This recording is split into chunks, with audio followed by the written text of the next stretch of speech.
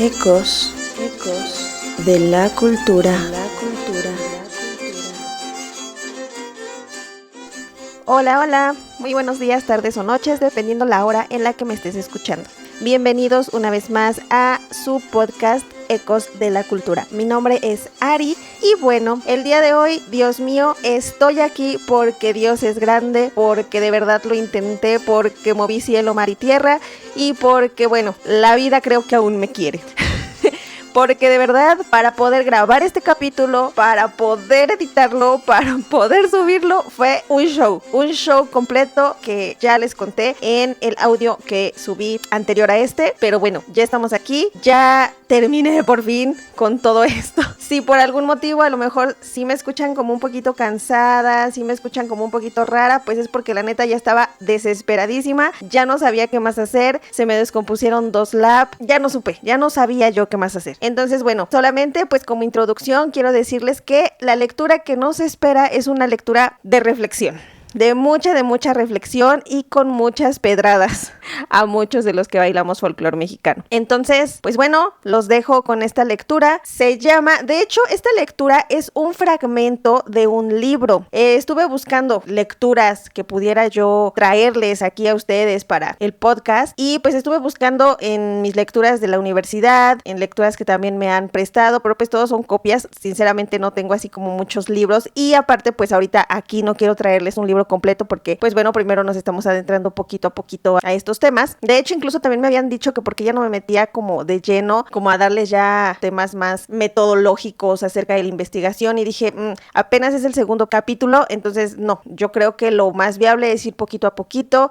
Esta es una lectura de reflexión y es un fragmento del libro Laberinto de voces que danzan y es de César Delgado Martínez. Este libro fue publicado en 1991 y pues esto es importante también porque en el contenido pues traen algunas cuestiones de aquellas épocas, entonces sí es muy necesario también conocer la temporalidad en que fue escrito el libro. Entonces, bueno, el fragmento que les traigo en esta ocasión se llama Recreación y rescate del folclore entre la audacia y el respeto a la tradición. La neta, cuando lo leí dije, está picante esto. Así que, pues a ver cómo nos va. Espero no les lleguen las pedradas tan feo. Los invito a que lo terminen de escuchar, no se queden nada más con los regaños de la mitad. Vamos a terminar de escucharlo. Al final tenemos mucho que aprender, mucho que reflexionar. Y pues nada, los dejo entonces con esta lectura comentada. Mi nombre es Ari y esto es Ecos de la Cultura. Recreación y rescate del folclore entre la audacia y el respeto a la tradición.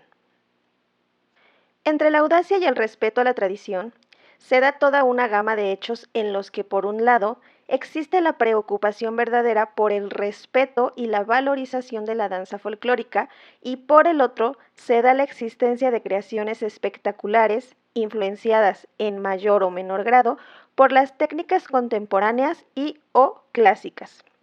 Para poder analizar las dos corrientes existentes en el tratamiento de la danza folclórica como un espectáculo teatral, es necesario, ya no digamos importante, hacer una serie de reflexiones. En primer término, debemos partir de Gramsci para señalar que, hasta ahora, el folclore ha sido estudiado preferentemente como elemento pintoresco.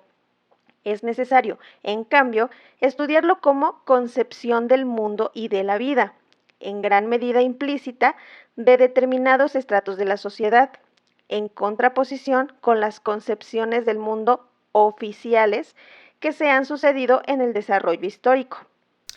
Ok, creo que sí necesitamos hacer mucho hincapié en la diferencia entre lo que es un elemento pintoresco, como aquí lo menciona la lectura, y la concepción del mundo y de la vida. Para comenzar, tenemos que entender que la mayoría de los grupos que hacen folclore simplemente hacen un espectáculo de este. Es decir, lo que nosotros vemos en escena, lo que nosotros vemos cuando vamos a un teatro a ver un espectáculo folclórico, no es lo que se ejecuta en las comunidades tradicionales, en las comunidades indígenas.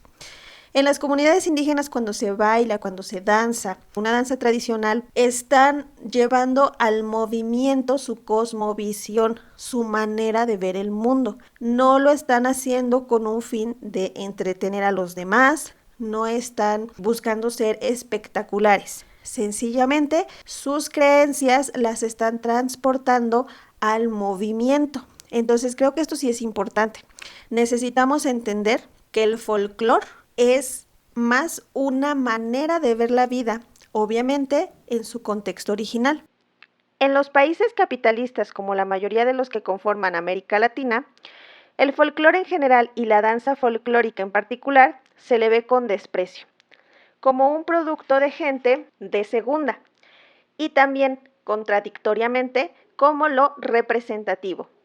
Por eso, sobrada razón tiene Arturo Warman cuando afirma: el concepto de folclore trascendió el medio científico y llegó a unirse de manera usual para referirse a las manifestaciones artísticas de tipo tradicional.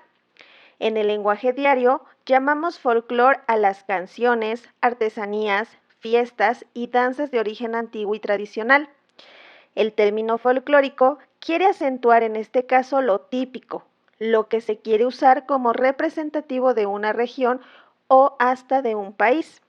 En este uso de la palabra folclore va también implícita una diferencia entre el gran arte con mayúsculas de la cultura occidental y las artes menores de los ignorantes. En el caso de México, donde la idea de folclore ha sido asociada a los grupos indígenas del país, no deja de tener implicaciones discriminatorias. Para algunos, el folclore es el arte de los inditos. Claro, este último término dicho con desdén. La danza folclórica no es algo pintoresco. Ya lo dijo Gramsci. El folclore y como consecuencia la danza folclórica no es algo pintoresco. Es una manifestación tradicional que se crea y se practica originalmente en ciertos grupos sociales y se encuentra interrelacionada con otros valores culturales de dichos grupos.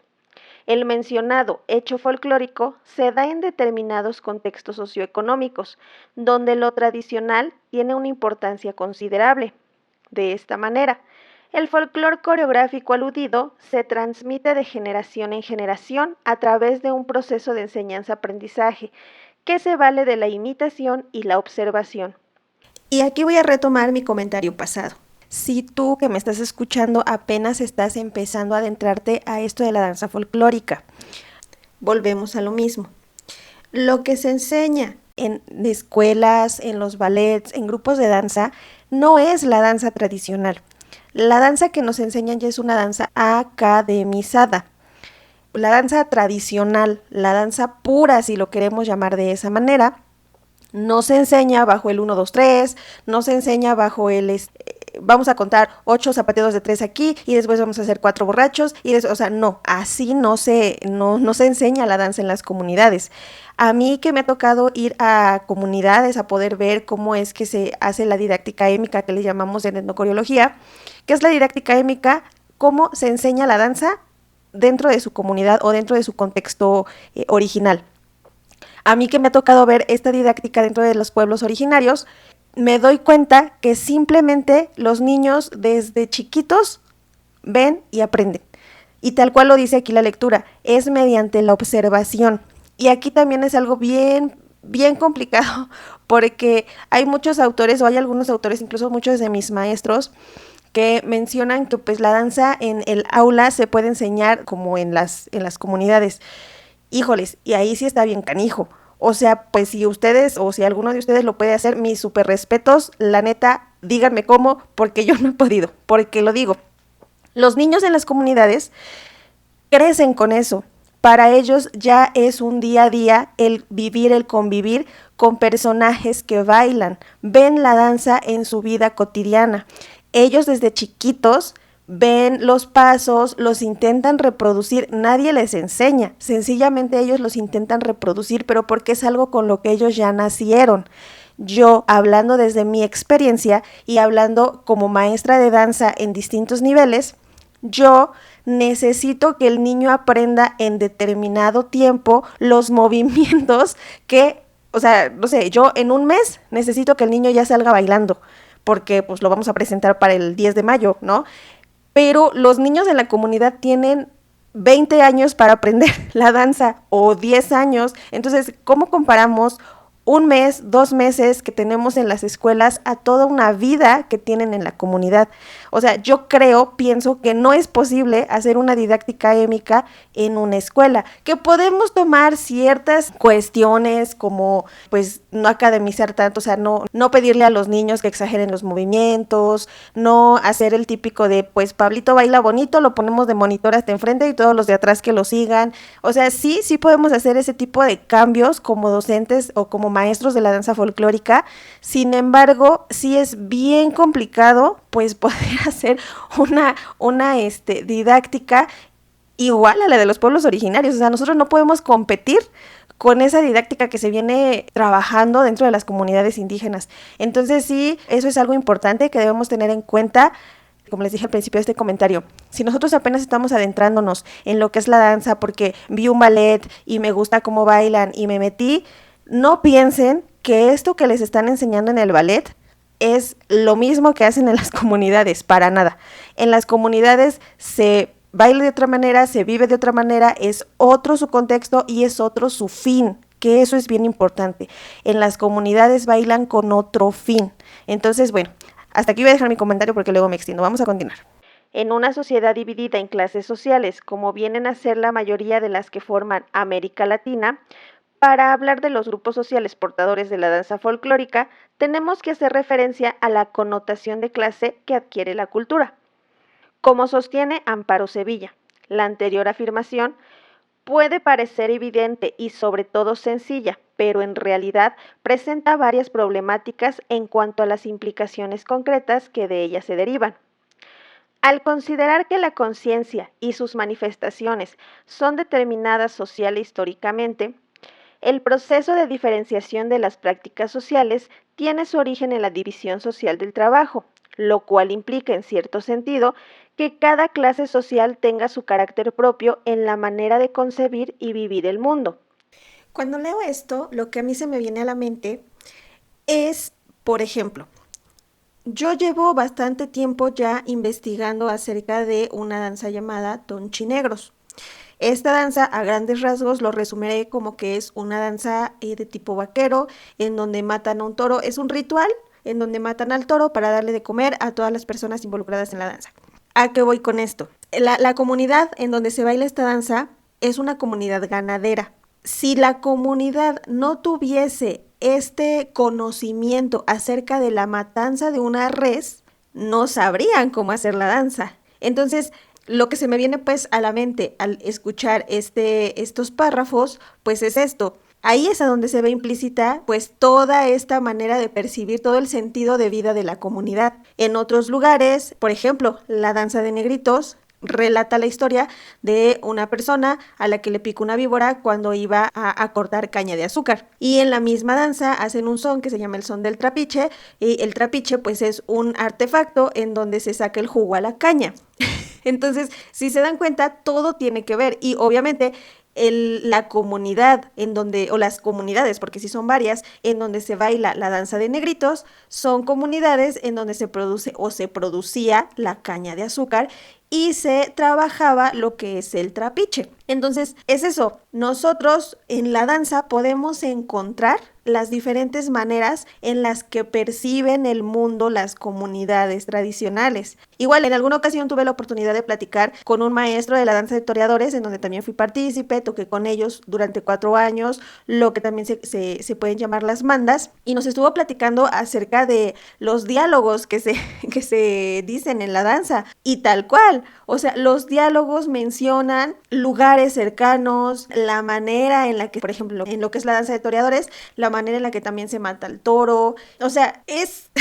digamos que es en resumidas cuentas su vida en un fragmento de 2 horas a lo mejor, es su modus vivendi en ese fragmento de tiempo nada más. Entonces sí es algo bien maravilloso el conocer las danzas porque allí podemos encontrar su modo de vida, podemos encontrar su cosmovisión, sus costumbres, creencias, todo. En cuanto también a lo que es la música, no vamos a encontrar que tocan los mismos instrumentos en el norte que en el sur. Cada comunidad, cada lugar tiene sus propios instrumentos con los que se ejecutan las danzas. Y ahí está también otra parte de conocer pues a la comunidad, de conocer qué tipos de, por ejemplo, o sea, con qué tipo de árbol están elaborados los instrumentos, si estos son instrumentos de cuerda, o cuáles fueron los instrumentos que los españoles, o el legado que dejaron los españoles en cuanto a los instrumentos, si hablamos de pues el acordeón, por ejemplo. Entonces, sí, o sea, la danza engloba todo eso, la danza tradicional, la danza pura, si lo queremos llamar así, pues sí, como que engloba toda esta sociedad dentro de pues el tiempo que tarda la danza en ejecutarse. Así, las clases dominantes no tan solo sustentan el poder económico, político y social, sino también ideológico y cultural. Esto último se da sobre todo a través de la cultura hegemónica que representa los intereses particulares de dichas clases sociales, como si fueran los intereses generales de toda la sociedad en su conjunto, y se trata de imponer por conducto de los medios de comunicación masiva y del sistema educativo nacional. Bueno, vamos a tener que buscar qué es lo que significa hegemonía cultural en San Google, y según San Google, la inteligencia artificial y Wikipedia nos dice que la hegemonía cultural se refiere al predominio cultural de un grupo o clase social sobre otros, donde las normas y valores de ese grupo son considerados como naturales y universales, aunque en realidad son una construcción social. Este término fue desarrollado por Antonio Gramsci para analizar cómo una clase dominante impone su visión del mundo a través de la cultura, legitimando su poder. Creo que esto también tiene mucho que ver con lo que platicamos en la lectura pasada, esta jerarquización de culturas, pero acá lo llevan como algo mucho más profundo. Ya en la lectura pasada hablamos acerca de que todas las culturas son una mezcla, no hay jerarquías, no hay una mejor que la otra, todos somos una mezcla de culturas. Sin embargo, creo que eso nos ha pasado a todos y en todas las sociedades pasa lo mismo. La cultura del poder, digamos que es como nuestra meta a seguir. Quiero ser una persona exitosa, igual, o sea, también, ¿qué es exitoso para nosotros? Quiero tener un carro, quiero tener una casa de 5 pisos, o sea, nos han estado como imponiendo la cultura del consumismo, esta cultura en donde entre más consumes, entre más gastes, eres muchísimo más exitoso, entre más dinero tengas, eres muchísimo mejor. Entonces, si tú estás dentro de ese estatus, eres una persona exitosa, eres una persona de respeto, y si estás por debajo de, entonces no importas. Creo que a esto se refiere la cultura hegemónica. Si eso es a lo que nosotros llamamos un ser exitoso, ¿en dónde quedan entonces los pueblos originarios? ¿En dónde quedan sus creencias? A mí, por ejemplo, siempre, y eso es algo que yo admiro mucho de los pueblos originarios, la manera en la que conviven con la naturaleza. Eso es algo que aplaudo y siempre hablo acerca de ello. Los pueblos originarios tienen mucho que enseñarnos acerca de la convivencia con la naturaleza. Nosotros, citadinos, estamos bien acostumbrados a la cultura del menor esfuerzo. Y ahorita con las nuevas tecnologías, la verdad es que se nos hace bien complicado pues hacer cosas por nuestra cuenta. Ya con el celular, mira, o sea, todo te lo dan a la manita y pues bueno. También si nosotros utilizamos la tecnología de una buena manera, pues sí, o sea, surgen cosas muy padres, pero güey, o sea, si ya de por sí el carro se inventó para que no tengas que moverte tanto, no tengas que estar cansándote en trasladarte de un lado a otro, pues por lo menos agarra el volante, ¿no? No que ahorita pues ya están inventando carros en donde ni siquiera tienes que manejar y dices, güey, ¿qué onda? O sea, ¿hasta dónde está llegando esta parte de hacernos menos amigos de la naturaleza y hacernos pues más pichis huevones, ¿no? Pero bueno, creo que me estoy yendo por otro lado. Entonces, en términos de cultura, cuando nosotros presentamos un espectáculo folclórico, eso que ya es como bien visto por la sociedad que no conoce a los grupos tradicionales, que no conoce que en las comunidades indígenas se ejecutan este tipo de manifestaciones dancísticas y musicales, cuando lo presentan ante una sociedad que desconoce, los que están en el poder les dicen, mira, esto es México, esto es lo que hay, así se ve de bonito, así se ve de lindo, y no busques más, y no pidas más. Y si alguien llega con algo diferente, está mal. Esto es lo que es, esto es lo que se hace y hasta aquí es lo que tú vas a saber. Por eso yo siempre recalco la importancia de ir a los lugares a donde quieres aprender o a donde quieres conocer de ciertas culturas, de ciertas manifestaciones musicales y dancísticas. No te quedes únicamente con lo que dice el libro, con lo que ves en tal o cual ballet, en lo que ves en un video, en lo que escuchas en este podcast. Ve, vive, convive con ellos y vas a aprender un montón de cosas. Pero si solamente te quedas con lo que los medios de comunicación te dicen, con que en la tele salen que bailan bien bonito, pues ahí te vas a quedar. Y vas a seguir creyendo que la danza es un elemento pintoresco y punto. Nada más. Y no. Tenemos que aprender que hay mucho más detrás de todo esto. Por su parte, las culturas subalternas son las expresiones de aquellas clases sociales que se encuentran económicamente explotadas, políticamente dominadas e ideológicamente subalternas.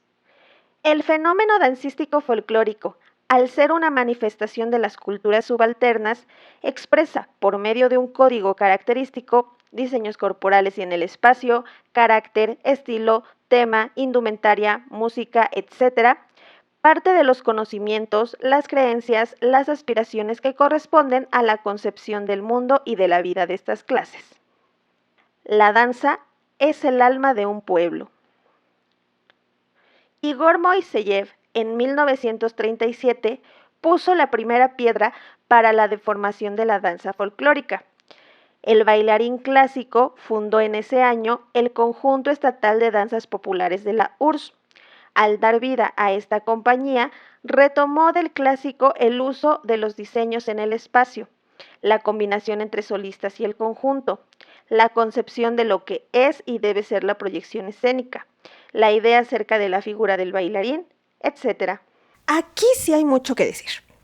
Bueno, número 1, no conocí a Igor Moiseyev y también no sé si se pronuncia así su apellido, así que si no se pronuncia así, pues ni modo, nos aguantamos, porque así lo voy a estar pronunciando. Bueno, en primera, es interesante cómo un bailarín de clásico es quien nos puso las pautas, nos puso los cimientos para lo que ahora conocemos como ballet folclórico. Es interesante porque el ballet folclórico no tiene bases ni en clásico, ni en contemporáneo, ni en ballet, ni en nada. La danza folclórica es otro rollo, como ya lo mencioné en anteriores comentarios. La danza folclórica es una cosmovisión completa de la sociedad que la ejecuta, pero nada tiene que ver con el estilo del ballet clásico, con el estilo del ballet moderno, de nada de eso. Ahora, es interesante ver cómo todo esto que nos menciona aquí la lectura, esta parte de los diseños en el espacio, lo que conocemos como coreografías, tenemos, eso sí, lo tengo que comentar. La danza folclórica sí tiene coreografías, sí, pero nada que ver con las coreografías que se ejecutan en los escenarios, ¿eh? O sea, en los escenarios hacen coreografías espectaculares, unas coreografías maravillosas, pero nada tienen que ver con las coreografías que se ejecutan en las danzas tradicionales. Las danzas tradicionales simplemente están, bueno, en las que yo he visto, a lo mejor pueden existir algunas más y que son diferentes, pero en las que yo conozco que son de cuadrilla o que son danzas hacia lo sagrado, que son pues ofrendas hacia el santo patrón, pues está lo que es el caporal o el principal, llamémoslo así, en medio, sus dos compañeros comandantes a los costados y de ahí hacia atrás todos los demás danzantes. Por eso son cuadrillas, porque literalmente son cuadros, rectángulos, si los queremos llamar más apropiadamente. Entonces el caporal está en medio de las dos líneas hasta enfrente, sus dos compañeros al lado y de ahí todos los demás danzantes hacia atrás. En medio también pues están a lo mejor sus maringuillas, a lo mejor algún otro personaje importante, si lo podemos llamar así, dentro de la danza, pero hasta ahí. Oli, oli, aquí la Ari del futuro regañando a la Ari del pasado. Lo que pasa es que estoy escuchando pues mis comentarios y me doy cuenta de que no sé qué me pasó. Bueno, solamente quería comentarles que no es cierto, que también conozco algunas danzas en las que se ejecutan en dos filas, que son pues en la danza en la que estoy trabajando, no sé por qué demonios, no me acordé de eso. Por ejemplo, los tonchinegros, que están los 2 capitanes y pues ya todos los demás atrás de ellos. Por ejemplo, la danza de quetzales, igual, los 2 capitanes y todos atrás de ellos. Está la danza de basarios también, de Tlaxcala, 2 capitanes y son 2 filas. No hay un caporal en medio, o sea, también es otra variante, pues, de coreografía, si lo podemos llamar así, en que se ejecuta la danza. Y bueno, hasta aquí mi comentario. Vamos a continuar con la Ari del pasado, a ver qué más mensadas dice. Y sí, ejecutan alguno que otro movimiento, pero siempre respetando esa cuadrilla y siempre bailando hacia la puerta de la iglesia. O sea, porque están ofrendando su danza hacia el santo patrón. No hay nada de que se dan media vuelta y le dan la espalda o que ahora vamos a hacer una diagonal perfecta. No, siempre viendo al frente, viendo hacia la puerta de la iglesia. Entonces, sí es muy interesante cómo pues ahorita ya veo algunas danzas que se ejecutan en los ballets folclóricos y que los llevan a escenario, que pues lógicamente para escenificarlos pues necesitan hacer muchísimos más movimientos, unas diagonales perfectas, unas Vs increíbles y unos movimientos coreográficos que a ti como espectador te dejan con la boca abierta, ¿no? Pero pues es porque es eso, un espectáculo. Nos habla aquí también acerca de la combinación entre lo que es un solista y un conjunto. Sí, hay algunas danzas que son de solistas. Tenemos por ejemplo a lo que es, yo no conozco muy bien de esta danza, igual si alguien conoce, a lo mejor podría apoyarme en esto, pero según yo entiendo que por ejemplo lo que son las danzas de pascolas, el pascola como más conocido es la danza del venado, es solista. Y sí, hay algunas danzas que sí son solistas, pero en general las danzas son de conjunto o en pareja. Y cuando se trata de una danza en pareja, es más como únicamente tú y tu pareja bailando. Yo, a mí me gusta mucho ejemplificarlo como con la vida cotidiana, ¿no? Uno aquí de poblano, por ejemplo, un cumbiambero aquí de corazón, cuando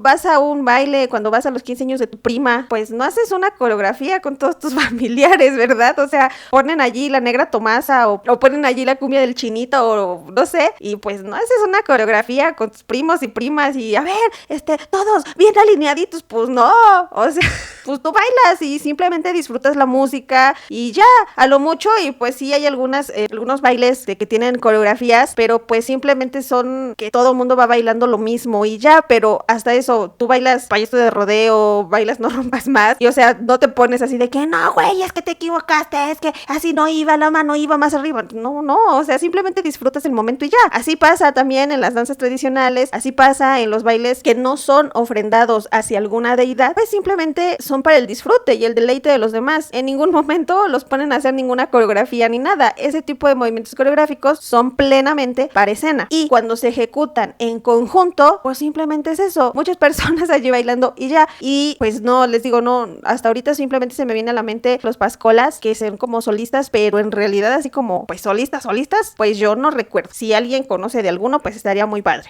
La proyección escénica, igual, volvemos a lo mismo. O sea, mientras tú estás ahí bailando la cumbia buena con tu tía, o sea, no te estás preocupando de que si tienes que levantar el mentón, que si tienes que apuntar el pie, que si tienes que levantar la mano a 140 grados, porque si lo levantas a 145 ya estás mal. No, o sea, todo eso es única y plenamente escénico, es en el escenario. Entonces, pues bueno, sí, creo que todo esto pues sí viene como de un lugar pues interesante, por no decirlo de otra manera. Y bueno, aquí vamos a pararnos un poquito más en un tema pues que está teniendo un poquito de visibilidad en los últimos tiempos, en los últimos años, que se trata pues acerca de la figura del bailarín, de cómo tiene que ser la figura del bailarín. Esto es algo bien estereotipado también en muchos ballets folclóricos. Un bailarín tiene que ser delgado, tiene que ser musculoso, o sea, no musculoso así tipo Vin Diesel, no, o sea, tiene que ser musculoso pero delgado, debe de tener presencia, debe de saberse parar en un escenario, y si tú no eres así, no hay cavidad para ti en un escenario. Y eso creo que muchos ballets folclóricos todavía lo siguen teniendo pues para sus bailarines. Muchos ballets dentro de sus requisitos, tal cual, complexión delgada. Y si alguno de los espectadores ven algún grupo folclórico, alguien que no está dentro de esos estereotipos de lo que es el bailarín, lo empiezan a criticar, lo empezamos, porque yo era de esas personas, debo admitirlo, y también soy humano y me equivoco, y pues hice mucho de esos comentarios, lo hemos hecho. Sin embargo, pues bueno, yo tuve una conversión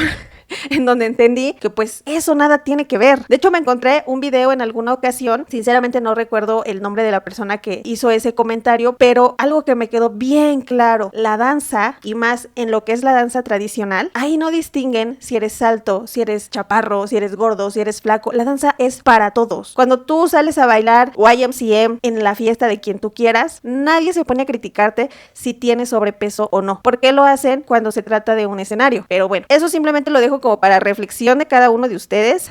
Sí, también entiendo que pues por salud, obviamente sí necesitamos atender un poquito nuestro cuerpo. Lo digo porque yo, desde mi experiencia, yo sí tengo sobrepeso y cuando bailo, pues sí, a veces los dolores en las rodillas es de, güey, no manches, siento que me estoy muriendo. Y lógicamente tengo que poner más atención en eso. Sin embargo, pues tampoco quiere decir que tengo prohibido bailar y tengo prohibido subirme a un escenario únicamente porque tengo sobrepeso. Sí, no me sé cuidar y no me he cuidado lo suficientemente bien, pero no es una prohibición para que yo deje de bailar. Entonces, creo que es una reflexión más que nada que tenemos que dejar de estar de juzgoncitos, porque ahorita, como estamos escuchando en la lectura, las bases para los ballets folclóricos están 100% cimentadas en el baile clásico, que nada tiene que ver con las tradiciones de nuestro México. Así que si están cimentadas en esos parámetros, en esas pautas que nada tienen que ver, entonces ¿por qué demonios las estamos siguiendo? ¿Por qué carajos seguimos pensando que un bailarín tiene que ser delgado? Vamos a las comunidades indígenas, gordos, flacos, chaparros, altos, morenos, güeros, de lo que sea, niños, adultos, medianos, viejitos, todos bailan, gays o no gays, todos bailan, porque la danza es inclusiva, la danza no distingue nada. Mientras tú puedas moverte, tienes todo el derecho de danzar, y eso creo que sí es algo que debemos tener bien en cuenta.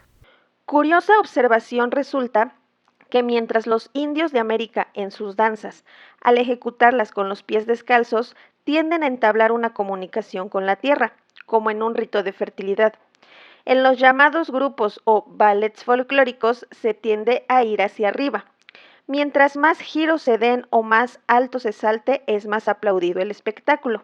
Bueno, aquí voy a detener en un comentario, espero yo rápido. Creo que sí estamos demasiado mal acostumbrados como espectadores a ver algo grande. Yo me acuerdo mucho, un maestro de mi licenciatura, si me está escuchando por aquí, maestro, usted sabrá quién es, que nos decía, no confundan grandote con grandioso. No necesitamos estirar la pierna arriba de nuestra cabeza para ser espectaculares. No todos lo necesitamos. Hay veces en la que menos es más. También se vale. Pero sí necesitamos también entender que hay, bueno, más que nada los maestros de los diferentes ballets, necesitamos entender que hay ciertas cosas que si las queremos dar a conocer a un público no las podemos cambiar. Por ejemplo, este tipo de observaciones que nos hace la lectura. Mientras algunas personas de los pueblos tradicionales bailan con los pies descalzos en un ritual de fertilidad a la tierra, ¿por qué carajos nosotros como maestros estamos cambiando el sentido si se supone que lo que queremos es dar a conocer ese tipo de rituales? Y ahora, ojo, yo tampoco estoy diciendo que esté mal, yo no estoy diciendo que si los pasos los hacen más grandes, que si los giros los hacen más alto, no estoy diciendo que esté mal, pero si tú te pintas y te pones la bandera y la camiseta de que soy un ballet tradicionalista, soy un ballet que respeta la tradición, perdón, pero ningún ballet respeta la tradición, ninguno, por muy tradicionalista que digan. ¿Por qué? Porque están metiendo coreografías que nada tienen que ver con la danza, porque necesitan por escénica modificar algunas cuestiones, porque no están presentando toda la danza completa, ya que las danzas duran muchísimo tiempo, horas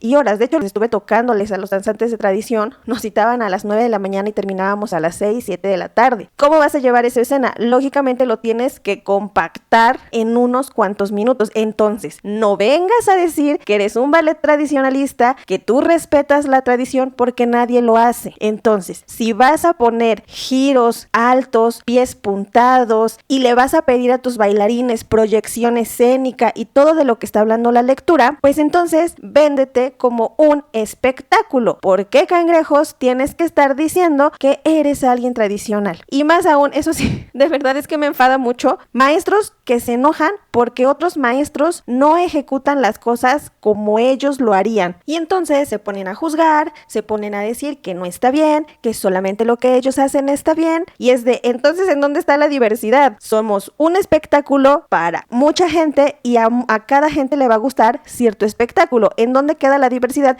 si todos pensaran como tú? Entonces, si vas a hacer algo grande, si no vas a respetar ciertos ritos, como el ejemplo que nos está poniendo aquí la lectura, si no vas a respetar los pies descalzos, si no vas a respetar que bailen hacia abajo, que bailen en una posición más hacia el suelo, más ritual, llamémoslo de esa manera, si no lo vas a hacer, no te vendas como un ballet tradicional, porque definitivamente no lo eres. Si vas a querer algo espectacular, entonces véndete como el espectáculo folclórico. Ahí está Amalia Hernández, algo pues de lo que vamos a hablar enseguida, pero Amalia Hernández jamás ha dicho que rescata la danza tradicional o que preserva la música y la danza tradicional. Amalia Hernández literalmente en todos sus flyers, tal cual lo dice, el espectáculo folclórico más grande de México. Ahí está. Creo que también a nosotros como sociedad y como espectadores nos hace falta entender esa parte. No están representando a nuestro México, no están preservando tradiciones. Las tradiciones se mantienen en su lugar de origen. Esto es un espectáculo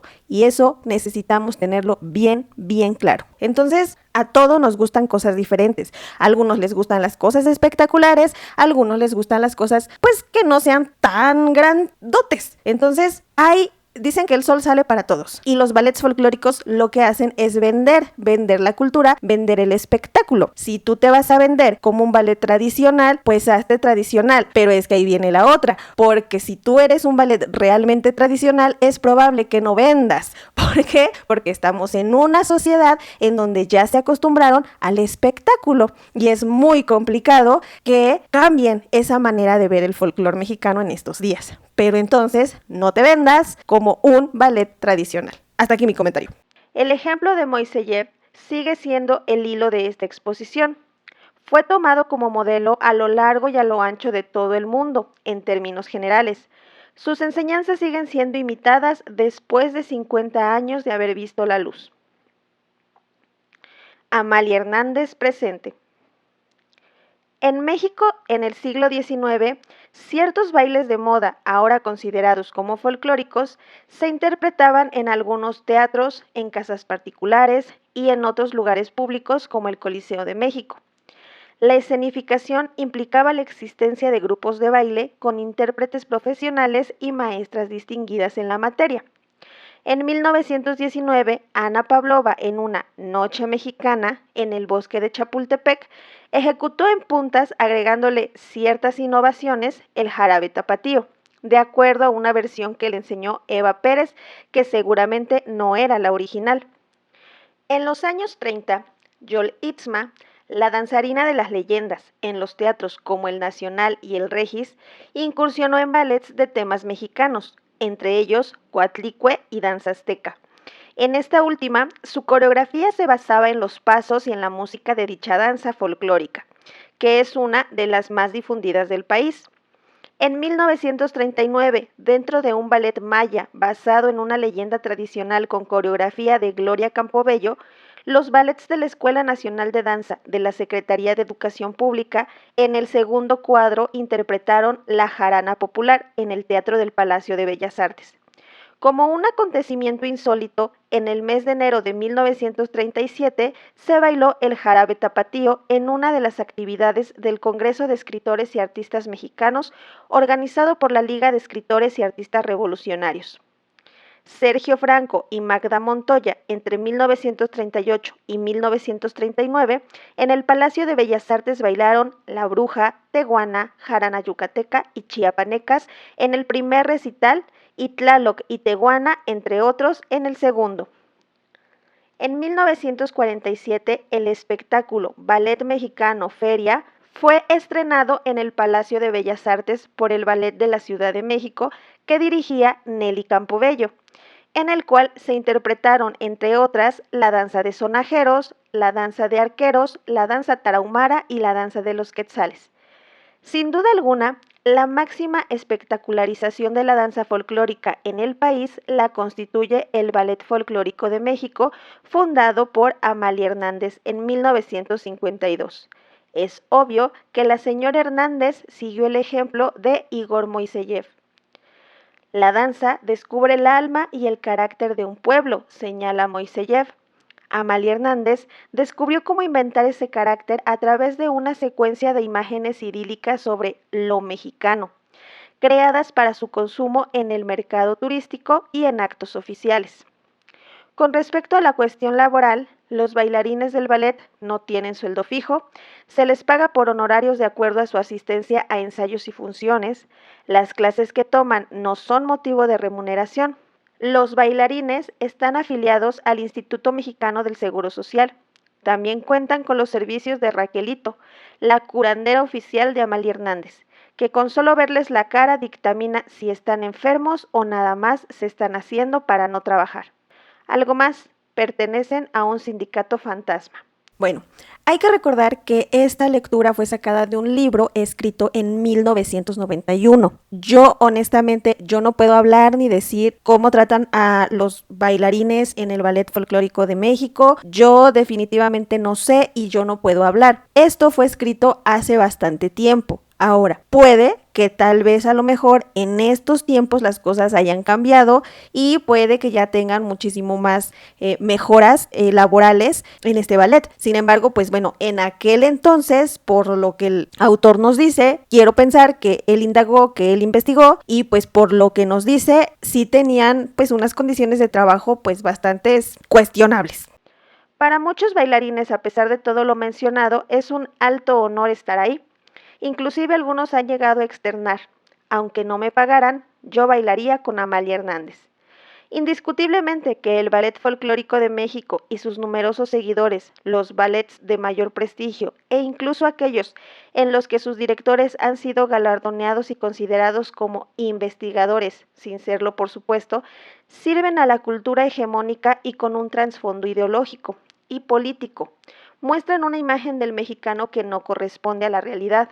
Al folclore le quitan lo que tiene de revolucionario, lo que tiene de cultura de resistencia, de cultura contestataria. Desde luego estos ballets son los pilares fundamentales para la apropiación y destrucción de la danza folclórica mexicana.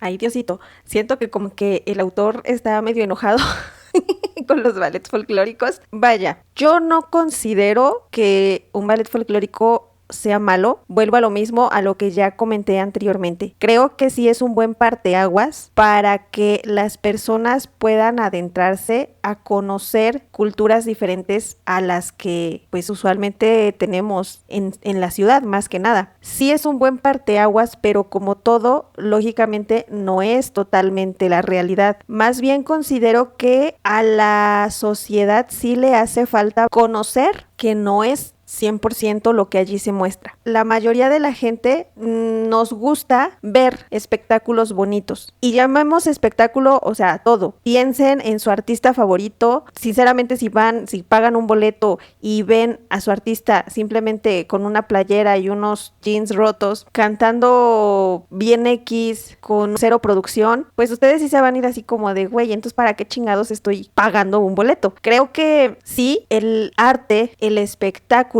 a todos nos gusta. Nosotros vamos para olvidarnos de nuestros problemas, vamos porque queremos ver algo diferente, porque queremos pasar un buen rato. Entonces creo que los ballets son una buena manera de mostrarle a la gente otro tipo de espectáculo, pero cuando la gente se cierra, y es que bueno, o sea, es que no solamente es la sociedad, es como todo, ¿no? O sea, los mismos ballets que vienen y dicen, sí, claro, es que a nosotros nos gusta mucho preservar la cultura y conocer acerca de nuestro México, y entonces llegan los medios de comunicación y para que tú conozcas al México colorido, para que conozcas a nuestra cultura, ven y ve a este ballet folclórico, y entonces los políticos también para hacer sus aperturas, porque para sentirse así bien mexicanos, también contratan a un ballet folclórico. Entonces, híjole, o sea, siento que se está perdiendo la finalidad de lo que son realmente los ballets. No es tan mal, así como lo dije en mi anterior comentario, que creo que me exalté un poquito, Pero, o sea, yo no considero que esté mal que existan los ballets folclóricos. Y es que, aparte, es algo que siempre va a estar existiendo. O sea, tampoco es como que podamos decir, uy, no, ya. O sea, Ari, con este podcast vas a eliminar a todos los ballets folclóricos. Pues no, o sea, es algo que va a seguir existiendo y existe y seguirá existiendo durante muchísimo tiempo. Yo no considero que sean malos. Lo malo es la manera en la que se venden. Lo malo es la manera en la que engañan a la gente para poder venderse. Considero que, y eso es uno de los puntos importantes por el que hice este podcast, porque me gustaría poder mostrarle a la gente este tipo de detalles, que a lo mejor el día de mañana tú que vas a ir a ver a un ballet folclórico ya no lo veas de la misma manera, lo veas, lo disfrutes, veas toda esa belleza que te propone el ballet, pero que ya no lo veas diciendo, eso es mi México, sino que lo veas desde otro punto de vista, que lo veas desde, esto me están presentando, pero ¿será verdad? Vamos a investigarlo. Y entonces creemos esta parte de no quedarnos únicamente con lo que nos muestran allí. Lo vamos a seguir consumiendo, sí, van a seguir. Yo me acuerdo que uno de mis contactos en Facebook me dijo alguna vez, los ballets folclóricos son los puentes entre político y político. Y es que a veces es cierto, a veces nos utilizan a nosotros como... Y digo nosotros porque yo soy parte de un ballet folclórico, nos utilizan a nosotros también como este tema, ¿no? De los políticos queriéndose sentir mexicanos y por eso vamos a contratar al ballet folclórico. Pues somos un simple espectáculo, no somos más que eso. Entonces, bueno, a lo mejor ya estoy adelantando mi conclusión, pero sí me gustaría como que se entendiera esto desde esta parte, desde este punto del podcast, porque, pues bueno, creo que sí fueron como muchos chingadazos, como que fue así de tirar piedras y yo ya no sabía ni por dónde sobarme, pero creo que esta es la sobadita que necesitamos, ¿no? Yo no me siento mal por ser parte de un ballet folclórico, a mí me gusta, de hecho me encanta moverme, me encanta bailar, me encanta subirme en un escenario porque yo como persona y como bailarina lo disfruto. No creo que sean malos, simplemente creo que hay que verlos desde otro punto de vista. Traemos nuestros rasgos al perfil definitivo de América. Si ya hemos visto que en las sociedades capitalistas el folclore se ve con desprecio y cómo se le ha destruido, a estas alturas es importante mencionar la experiencia cubana. En 1962, el Conjunto Folclórico Nacional de Cuba surgió para satisfacer una necesidad del país, que no poseía una institución capaz de recoger las manifestaciones danzarias y musicales de carácter nacional e integrarlas en forma definitiva a la nueva cultura socialista. El prejuicio y el abandono oficial de los pasados regímenes había provocado que el pueblo cubano desconociera sus propias manifestaciones folclóricas a pesar de la riqueza extraordinaria que se atesoraba en todos los rincones de la isla. La revalorización y divulgación de este acervo cultural es uno de los fines fundamentales del proceso revolucionario, pues solo de esta forma se logrará una verdadera cultura que refleje la realidad histórica del pueblo cubano. Una recapitulación forzosa. Después de todo lo dicho, es necesario que hagamos una recapitulación forzosa y al mismo tiempo aventuremos algunas recomendaciones. Entre la audacia y el respeto a la tradición hay dos vías. Una, que muestra la valorización y el respeto hacia la danza folclórica, entendiendo, claro está, que todo proceso folclórico dancístico que se saca de su contexto original se transforma. Y otra, la que la ha destruido en aras de lo nacional, lo propio, o con fines políticos, turísticos y o comerciales. El camino seguido por los continuadores de la línea de Moiseyev ha llegado a un espectáculo, donde la carencia de la investigación científica los ha hecho caer en el englosamiento con la técnica. Ay, amigos, en serio no quiero hablar tanto, pero es que siento que hay mucho que decir. Creo que esto es una parte también bien importante dentro de los ballets folclóricos. La investigación. Hay muchos maestros y eso, muchos aquí lo conocemos. Bastantes maestros que ven un video, dicen, ya me lo aprendí y lo ponen. No investigan, no tienen idea de cuál es el registro o de qué hay detrás de todo eso. No tienen idea. Simplemente es un copia, pega y hasta ahí. Eso, a mi parecer, hacer, sí puedo yo decir que está mal. ¿Por qué? Porque no hay una ejecución correcta, no hay una investigación apropiada, a los alumnos los confundimos todavía más. Si ya de por sí es complicado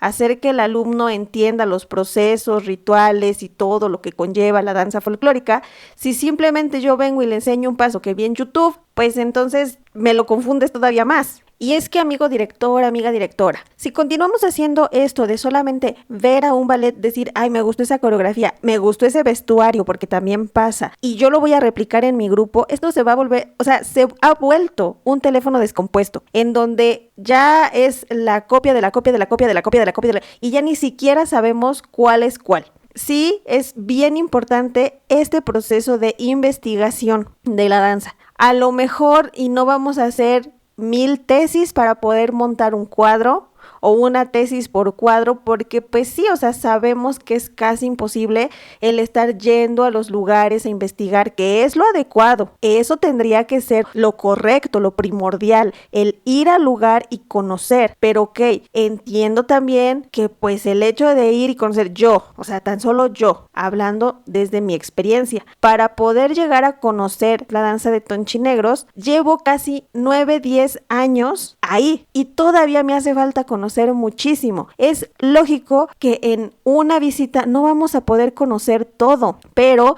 pues sí vamos a poder tener una visión un poquito más amplia de lo que nos da un simple video en internet. Eso sí, lo desapruebo completamente a estos pseudo maestros que simplemente ven un baile, una danza en un video y lo ponen a sus alumnos, o maestros que salen de un ballet folclórico y lo que les enseñaron allí van y lo ponen. Que todavía estos digo, bueno, a lo mejor y medio intentaron hacer el trabajo de ellos bailarlo y ya enseñarlo, pero tampoco es correcto. O sea, si vas a poner algo, si vas a hacer algo, por lo menos intenta investigar un poquito qué es lo que vas a poner. Internet está lleno de muchísimas cosas y si vas a ver videos, pues por lo menos que sean videos de personas de la comunidad que están hablando sobre lo que es su danza, lo que es su baile y no simplemente una puesta en escena de otro ballet para que lo copies y lo pegues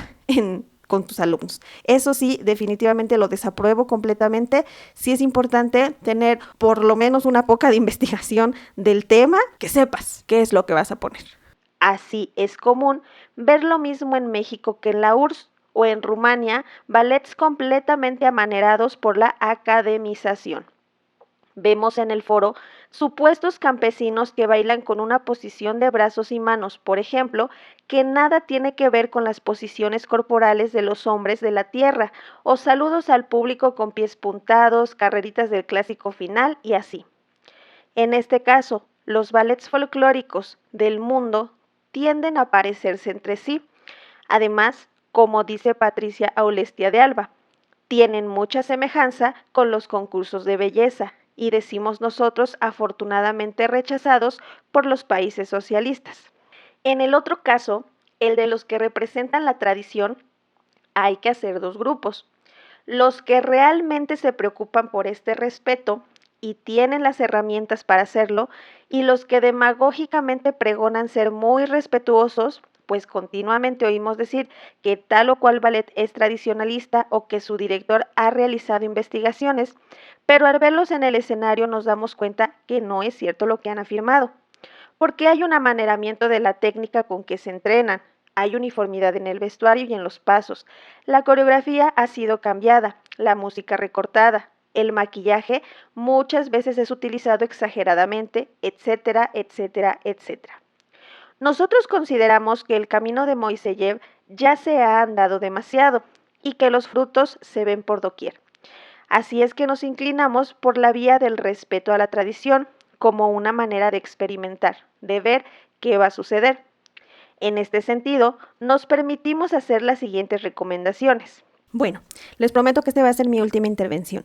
Quise hacer esta intervención antes de las recomendaciones del autor únicamente para pedirles que reflexionen acerca de estas recomendaciones. En mi caso, algunas pienso que podrían ayudar a esto que el autor propone, que es pues este respeto a la tradición, pero siento que algunas podrían no ser del todo viables o no ser del todo realistas. Estamos en México. México creo que sí tiene muchas carencias en cuanto a apoyo a la cultura. Entiendo que hay muchos ballets que, por ejemplo, hacen sus vestuarios un poco menos ostentosos por el tema del dinero, el tema económico. Entonces creo que sí hay, o sea, se escucha muy bonito en lo que es la lectura, se escucha muy padre, pero bueno, yo solamente los invito a reflexionar sobre si tú eres director de algún ballet folclórico. Te invito a que reflexiones qué de todo esto podrías tú hacer para tu ballet. ¿De qué manera tú podrías cambiar la manera en la que se ven los ballets hoy en día? Y creo que muchas de estas recomendaciones, muchos de estos puntos sí podrían ser viables, sí podrían ayudar, sí podrían hacer un cambio significativo. 1. Que se respete, se valore y se apoye moral y económicamente las manifestaciones de los danzantes originales, como decimos en México, o sea, de los bailantes tradicionales, como se dice en estas tierras de Sandino. 2. Que en la escuela de danza y en los grupos folclóricos, sean profesionales o de aficionados, se impartan cursos teóricos sobre la danza folclórica, historia de la danza, técnicas de investigación, etnografía, etc. 3. Que se integren equipos de 4 o 5 personas que realicen investigaciones de campo. 4. Que los alumnos de las escuelas de danza y los integrantes de los grupos folclóricos hagan periódicamente observaciones, de ser posible, participativas en las fiestas tradicionales donde se ejecutan las danzas folclóricas. 5. Que el montaje de las danzas se haga a través de informantes directos de las danzas folclóricas. 6. Que la presentación de los grupos, de preferencia, se haga en espacios abiertos, calles, atrios de las iglesias, parques, etc., y que se les dé un carácter de festividad popular. 7. Que cuando las danzas folclóricas sean presentadas en un escenario teatral, se apoyen con audiovisuales o videos. 8. Que se implementen las conferencias ilustradas y las funciones didácticas en las escuelas de los diversos niveles. 9. Que se utilicen los medios de comunicación masiva, principalmente la televisión, para difundir las culturas populares, tanto con sus hacedores originales como con los grupos respetuosos de la tradición. 10. Que se editen libros y discos con las investigaciones realizadas. 11.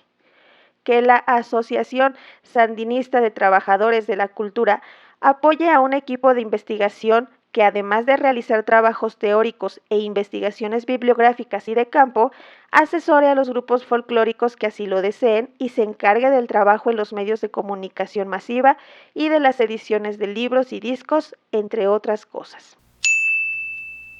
Bueno, mis estimados, sóbense las pedradas que les cayeron, si es que les cayeron, y si no, pues bueno, no hay ningún problema.